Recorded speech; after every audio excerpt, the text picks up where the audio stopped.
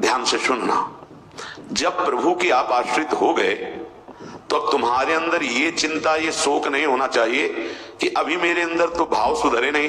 अब हमारी जिम्मेवारी कि हमारा मन कहाँ जा रहा है, हमारी चित्तवृत्ति कहाँ जा रही है, हमारी स्थिति क्या है। आप देखो प्रभु, आप देखो, आपका सब है। मस्ती ना आ जाए उसी क्षण मस्ती आ जाएगी। आप देखो, तभी तो आश्चर्य होता है कि कल तक तो ऐसा, आज ऐसा कैसे हो सकता है, कल हमने देखा है ऐसा, और आज कैसे ऐसा। ये पता नहीं कि उस शरण में किसकी हुई है। कर तुम, जो हो सकता है वो भी हो ही जाएगा, अगर तुम, जो नहीं हो सकता वो भी हो जाएगा, जो बिल्कुल नहीं हो सकता वो भी हो जाएगा। अब तुम्हारा सुधार होना प्रभु की जिम्मेवारी है, तुम्हारा कर्तव्य नहीं रह गया अपना सुधार करना।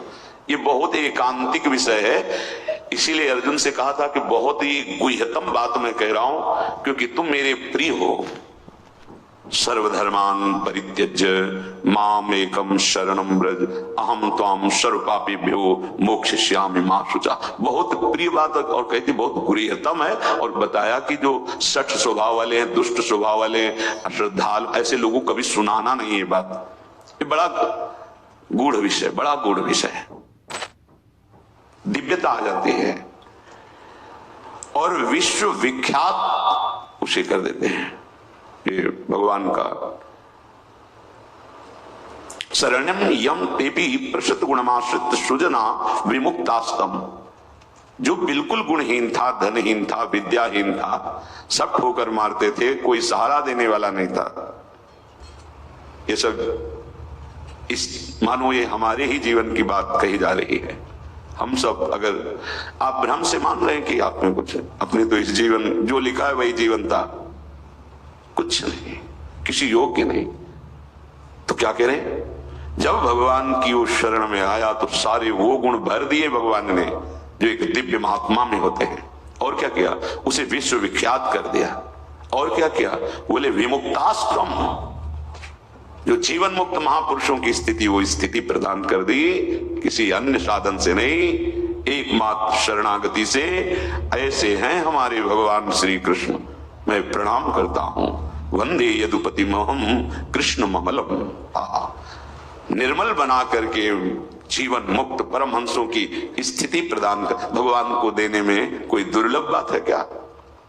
शरणागति, हे मत भटको इधर उधर, शरणागति बहुत जोर का विषय है, ये समझना है। भगवान कहते हैं क्या करना है क्या नहीं करना है, अब तुम्हारे ऊपर ये भार नहीं रहा।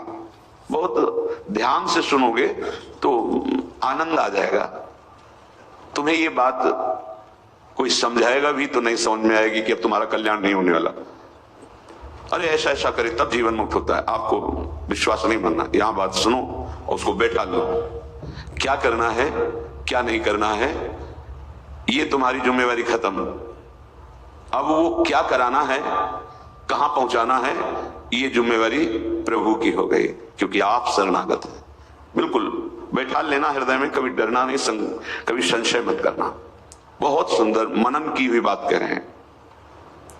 स्वयं भगवान की शरणागत हो जाना संपूर्ण साधनों का फल है, सार है। बस शरणागति को समझना, आगे पूरे विवरण में आएगा, विस्तृत रूप से है कि क्या शरणागति का स्वरूप है। शरणागत हो जाना प्रभु के संपूर्ण साधनों का फल है, सार है। जैसे भक्ति के 9 विशेष स्वरूप है, श्रवणम, कीर्तनम, स्मरणम, विष्णुपाद सेवनम, अर्चनम, वंदनम, दास्यम, सख्य। पर ये जो 9वां है, ये अष्ट भक्ति का फल है। आत्मसमर्पण, आत्मनिवेदन, आत्मसमर्पण, अपने आप को प्रभु के हवाले कर देना, अंदर से, हृदय से। आप देखो, ऐसा वो परिस्थिति पैदा कर देते हैं या ऐसा ज्ञान दे देते हैं, दोनों बातें उन्हें। पूर्ण समर्पण तभी होता है जब अशरण हो जाता है, हर जगह धक्का, कोई सहारा देने वाला नहीं, उसके पास कुछ नहीं, कोई अगर उसकी तरफ से निकलना चाहो तो हटकर दूर खड़ा हो जाएगा, कहीं कुछ मांग न ले, कहीं कुछ कह न दे, ऐसा तिरस्कृत, उसे विश्व वंदनीय बना देते हैं भगवान। पक्का केवल शरणागति बहुत बड़ा स्वरूप है शरणागति का। ये संपूर्ण साधनों का सार है। शरणागत भक्त को अपने कल्याण के लिए कुछ भी करना शेष नहीं रहता। सुनते जाना, जैसे पतिव्रता शरीर श्रृंगार करती है पति के लिए, पूरे ग्रह की टहल करती है पति सुख के लिए, उसकी एक एक चेष्टा केवल अपने पति के लिए होती है।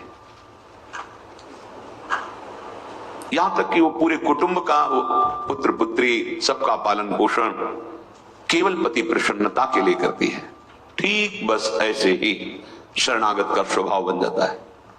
उसकी शरीर की सारी चेष्टाएं प्रभु को समर्पित, सारी इंद्रियों की चेष्टाएं प्रभु को वो शरणागत है।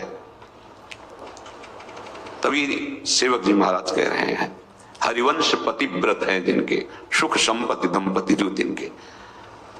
वृंदावन में विराजमान सहचरियों के मध्य में प्रिया प्रीतम के प्रति जिसका ऐसा अनन्य भाव, बोले उसको निश्चित प्रिया प्रीतम प्राप्त होते हैं, उनकी सेवा उसको प्राप्त। ये बहुत बड़ी बात है।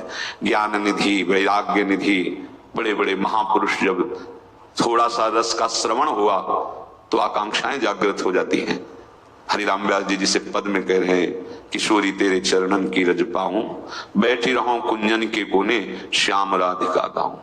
जो रज शिव शनकादिक याचत, जिस रस के किनका को श्रवण करके याचना करते हैं कि अगर रज मिल गई तो प्रेम मिल जाएगा, प्रेम मिल गया तो प्रिया प्रीतम मिल जाएंगे। ज्ञान समुद्र है भगवान शिव, ब्रह्मा जी परम ज्ञान समुद्र हैं।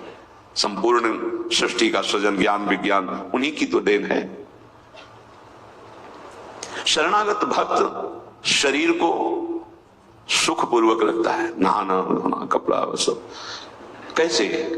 जैसे एक पतिव्रता अपने शरीर को सजाती है, उसका उद्देश्य क्या होता है? पति को सुख देना। पति देखेगा प्रसन्न होगा। ये हमारे परम पति का दासत्व है। गर्व से जैसे वो मांग भरती है, मंगल सूत्र धारण करती है, ऐसे ये तुलसी जी ये हमारा मंगल सूत्र है हमारे प्रीतम परम पति के लिए। ये जैसे ये हमारा सुहाग है। किसी के एक प्रीतम होते हैं तो ठसक में घूमती है, हमारे तो दो दो प्रीतम, प्रिया और प्रीतम दोनों। बिहरत दो प्रीतम कुंज, ये हमारे दो है। उस शरीर को लेकर के कि जैसे कोई बाहर ही देखे पोशाक धारण किए हुए, खुशबू आ रही उसके शरीर से, इत्र लगा हुआ है स्वामिनी की प्रसादी, और पान पाए हुए स्वामिनी का पान प्रसाद। जैसे हम पात्र मार्जन करके श्री जी की सेवा में लगाते हैं, अब ये शरीर श्री जी की सेवा का पात्र है। मैं करके भोगों में उतारना निंदनीय है, त्याज्य है, लेकिन श्री जी को समर्पित ये शरीर, चाहे गृहस्थ हो चाहे विरक्त, अब वो उसी तरह से प्यार दुलार लायक है जैसे हम ताम्र पात्र को मार्जन करके पवित्र स्थान में ऊंचे पे रखते हैं। क्यों? क्योंकि श्री जी की सेवा में आएगा तो ये श्री जी की सेवा पात्र हो गया। शरणागत का चिंतन कैसा होता है? इसीलिए तुम बाहरी त्याग तो देख सकते हो लेकिन आंतरिक समर्पण नहीं देख सकते हो। जो प्रभु के शरणागत हो जाता है उसकी कोई जाति नहीं होती, उसका कोई गोत्र नहीं होता, कुल नहीं होता उसका कोई, उसका वही कुल होता है, वही जाति होती है, वो गोत्र होता है जहां समर्पित हो जाता है। लोक में देखो थोड़ा सा समर्पण, अन्य गोत्र कुल की कन्या जब अपने पति को स्वीकार करती है तो पति का गोत्र कुल उसका हो जाता है, फिर उसका अलग से नहीं बना, अलग तो वो समझ नहीं पा रहा इसलिए नहीं, एक ही बना, वो कोई और रहे कुल में, उसका गोत्र अलग है उसकी। और वो जब पति को स्वीकार हुई तो पति के गोत्र में गोत्र मिल गया, पति के कुल में कुल मिल गया, उसका अलग से कुल गोत्र नहीं।